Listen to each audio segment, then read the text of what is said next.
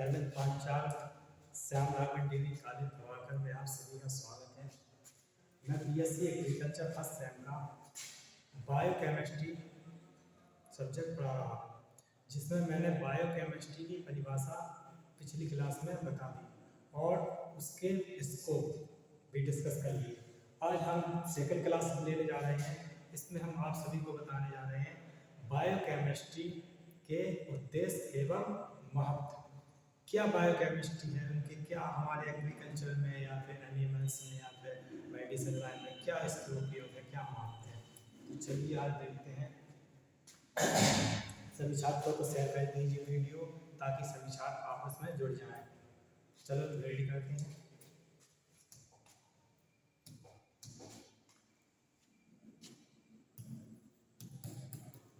जैव रसायन के उद्देश्य एवं महत्व।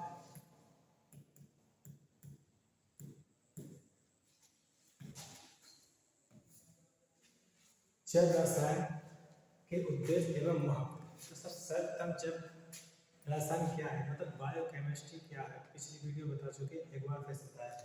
तो बायोकेमिस्ट्री है जो लिविंग ऑर्गेनिज्म है उनके अंदर होने वाली केमिकल रिएक्शन के द्वारा जो होती है उसको क्या कहा जाता है, बायोकेमिस्ट्री कहा जाता है। ठीक है,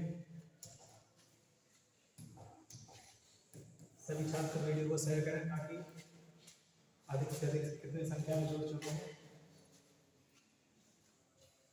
ठीक है, तो नंबर 1 है जीव रसायन का अंतिम उद्देश्य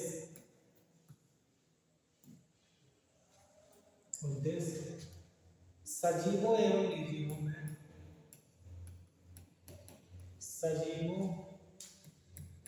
एवं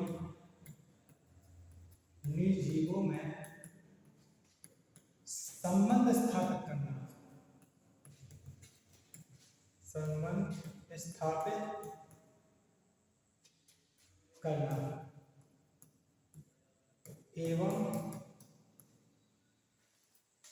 एवं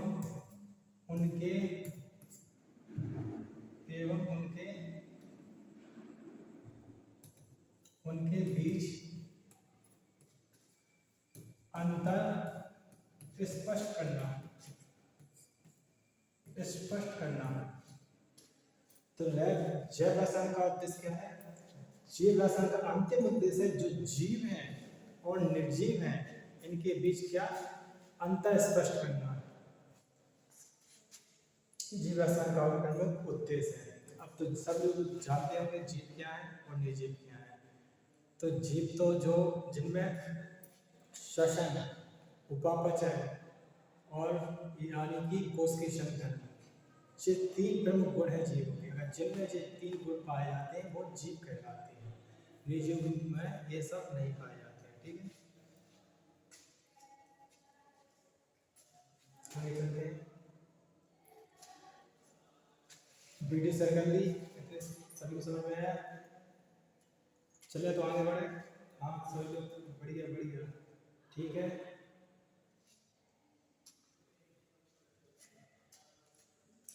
चलो तो देखते हैं।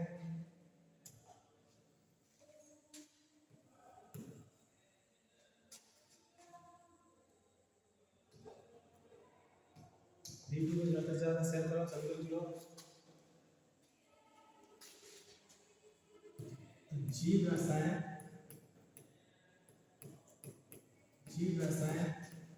के अध्ययन से हमें कोशिका एवं ऊतकों की आधारभूत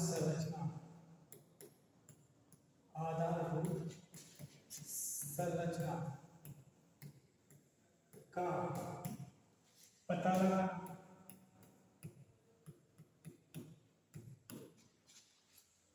तो जो जीव रसायन के अध्ययन से हमें कोशिका एवं कोशिका से मिलकर ऊतक जो बने होते हैं उनकी आधारभूत संरचना यानी कोश की संगठन की आधारभूत संरचना किन किन मॉलिक्यूल के निर्माण से कोशिका का निर्माण होता है, यह हमें जानकारी प्राप्त होती है बायोकेमिस्ट्री से। ठीक है।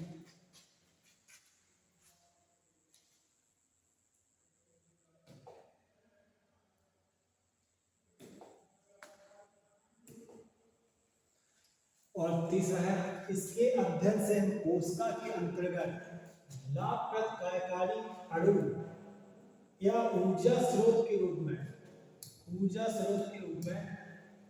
प्रवेश करने वाले अणु कोशिकाओं से निकलने वाले अनुप्रयोग पदार्थ का ज्ञान प्राप्त होता है। यानी कि जो कोशिकाओं में ऊर्जा स्रोत के रूप में प्रवेश करने वाले अणु एवं अनुप्रयोग पदार्थ जो वेस्ट मटेरियल है वो बाहर निकलने वाले अणुओं का ज्ञान प्राप्त होता है किससे? बायोकेमिस्ट्री से। ठीक है। और अगला है इसके द्वारा उन समस्त रासायनिक क्रियाओं का ज्ञान प्राप्त होता है जो आहार के विभिन्न घटकों के कोशिकाओं यौगिक में परिवर्तित करती है। यानी कि जो विभिन्न घटकों में कोशिकाओं यौगिक में परिवर्तित करती है, जितनी भी रासायनिक क्रियाओं द्वारा जो मॉलिक्यूल यानी कि जो भोज्य पदार्थ है वो छोटे छोटे खंडों में टूटता है, तो उन सारे मॉलिक्यूल का निर्माण हमें पता चलता है कि विभिन्न घटकों कौन कौन सी यौगिक में परिवर्तित करती है, जैसे कि कार्बोहाइड्रेट, प्रोटीन, वसा, जो अंतिम उत्पाद बनता है उस हमें जानकारी मिलती है इससे बायोकेमिस्ट्री से। ठीक है। और विभिन्न खाद्य पदार्थ, अगला है विभिन्न खाद्य पदार्थों के अध्ययन में मानव एवं पशु की आहार संबंधित आवश्यकताओं को ज्ञात करने तथा कुपोषण को सुधारने में जीव रासायनिक सहायता है। यानी कि अपन जो भोजन पदार्थ ग्रहण करते हैं उनमें जो पोषण तत्व है उनकी जानकारी हमें बायोकेमिस्ट्री के द्वारा पता चलती है कि इसमें कौन कौन से पोषक तत्व हैं और कौन से जीव जंतुओं के लिए कौन कौन आवश्यक है। यह जानकारी प्राप्त करके हम कुपोषण को दूर कर सकते हैं।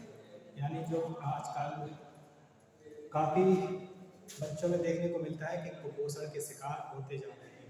क्योंकि जो मानव की लाइफ स्टाइल है, यानी कि जो भोज्य पदार्थ ग्रहण कर रहे हैं उसमें जो पोषण तत्व है एक मानव के लिए जो कोश की संगठन या फिर वृद्धि के लिए जो आवश्यक है वो उस भोज्य पदार्थ में नहीं मिल पा रहे हैं, जिस वजह से कुपोषण के शिकार होते जा रहे हैं बच्चे।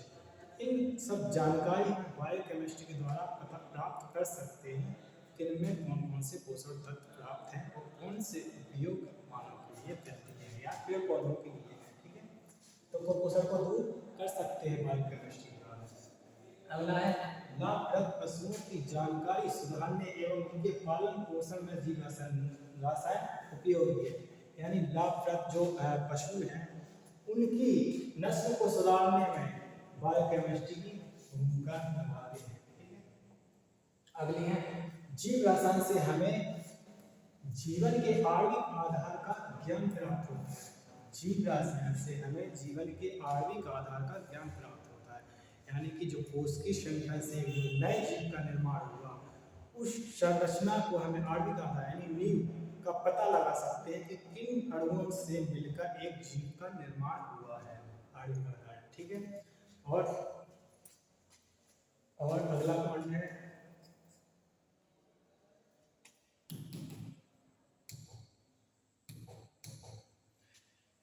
बायोकेमिस्ट्री जीव रसायन द्वारा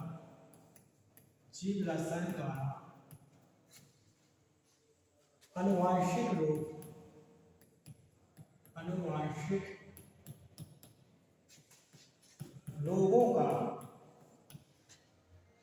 का पता लगाना लगा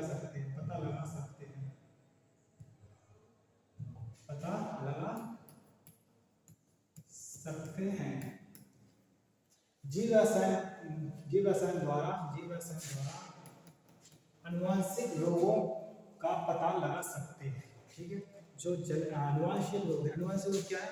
जो पीढ़ी दर पीढ़ी व्यक्तियों में ट्रांसफर होते हैं उन्हें अनुवांशिक रोग कहा जाता है, जैसे कि हीमोफीलिया, बढ़ानता, ये सारे अनुवांशिक रोग हैं। ठीक है, तो इनका हम पता लगा सकते हैं और रोगों को निदान कर सकते हैं और उन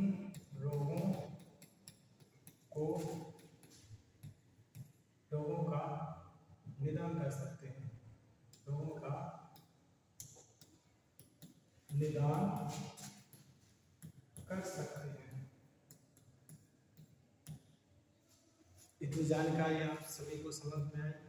अगर जिस किसी छात्र को समझ में ना आए तो वो मुझे प्लीज़ कमेंट में पिन कर दें, मैं अगली क्लास में वो जानकारी दे दूँगा। ठीक है, तो दोस्त और आगे के चले, हाँ जोड़ो। ठीक, बढ़िया बढ़िया, सबको समझ में आ रहा? ओके, ठीक ठीक।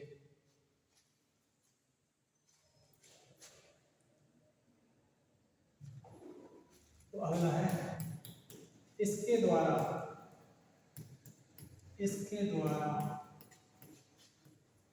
हम एंजाइमों इसके द्वारा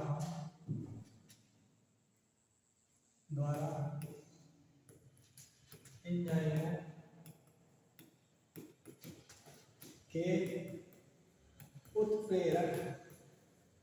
के उत्प्रेरकों के गुणों का पता लगा सकते हैं। इसके द्वारा हम एंजाइमों के उत्प्रेरकों व गुणों का पता लगा सकते हैं। एंजाइम क्या है? एंजाइम मतलब किसी रासायन क्रिया को उत्प्रेरित करते हैं। ठीक है, वो एंजाइम कहलाते हैं। ठीक है, समझ में? ठीक, आगे बढ़े। वेरी गुड, ठीक ठीक, वेरी गुड।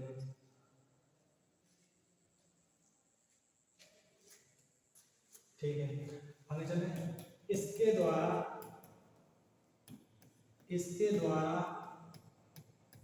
हम फसलों के उत्पादन को बढ़ा सकते हैं।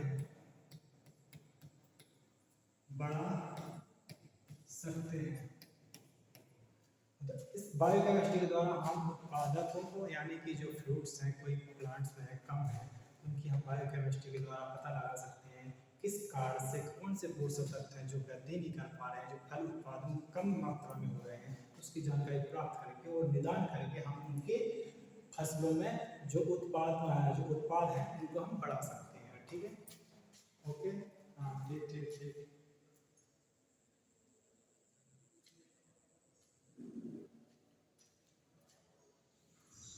ठीक ठीक, और आगे।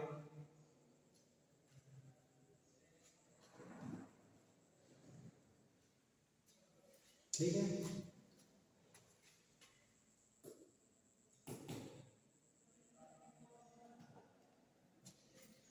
तो इतना धन्यवाद। कितनी आप लोगों को क्लास समझ में आई?